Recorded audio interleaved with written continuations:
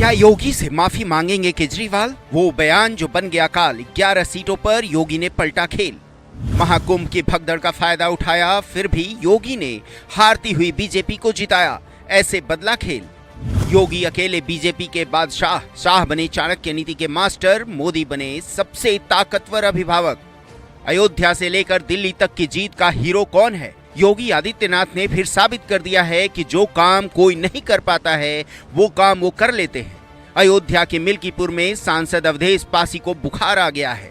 उनका दिमाग काम करना बंद कर चुका है। इधर दिल्ली की तस्वीर देखिए।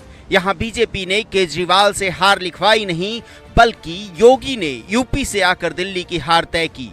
दिल्ली की किराड़ी सीट पर बीजेपी की तरफ से योगी और केजरीवाल की तरफ से अखिलेश यादव ने प्रचार किया था, लेकिन बीजेपी को जीत मिली। 11 सीटों में बीजेपी ने योगी को प्रचार करने बुलाया था। उन सभी सीटों पर बीजेपी को जीत मिल गई। हालांकि इस जीत का क्रेडिट अकेले योगी को नहीं जाता है। बस इस बार दिल्ली में असली चुनाव अमित शाह और आरएसएस ने लड़कर दिखाया है। लोकसभा में खराब प्रदर्शन के बाद से आरएसएस ने बीजेपी को संभाला तो करिश्मा हो गया। बीजेपी में अमित शाह ने रणनीति बनाई, केजरीवाल ने पंजाब से भर भर कर पैसा मंगवाया, तो शाह ने भर भर कर देश भर से कार्यकर्ता जुटाए। दिल्ली में सरजी को घेरा, योगी को मैदान में उतारा, पीएम मोदी की रैली तक को शाह ने मैनेज किया और नतीजा चौंका देने वाला है। केजरीवाल की हार में दो बातें बहुत खास है। पहली बात, वक्त से पहले वो खुद का कद बड़ा समझ बैठे।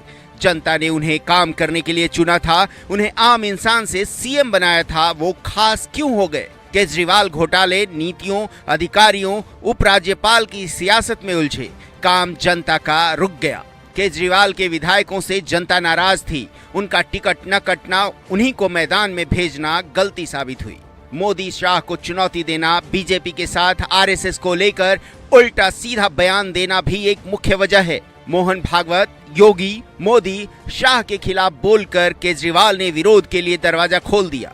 अब तो दिल्ली भी जीत ली, वो दिल्ली जो बीजेपी को पिछले करीब 2.5 दशक से चिढ़ा रही थी। साल 2014 में नरेंद्र मोदी की अगुवाई में बीजेपी की लहर उठी, राज्य दर राज्य कमल खिलता गया। इस बीच 2015 में दिल्ली का विधानसभा चुनाव हुआ और अरविंद केजरीवाल की आंधी के आगे बीजेपी कहीं टिक नहीं पाई। 70 में से 67 सीटों पर झाड़ू चल गई। बीजेपी के लिए ये बड़ी हार थी, क्योंकि ठीक 1 साल पहले यानी 2014 में पार्टी को इसी दिल्ली की सभी 7 लोकसभा सीटों पर जीत मिली थी। दिल्ली का कांटा नरेंद्र मोदी को चुभने लगा था।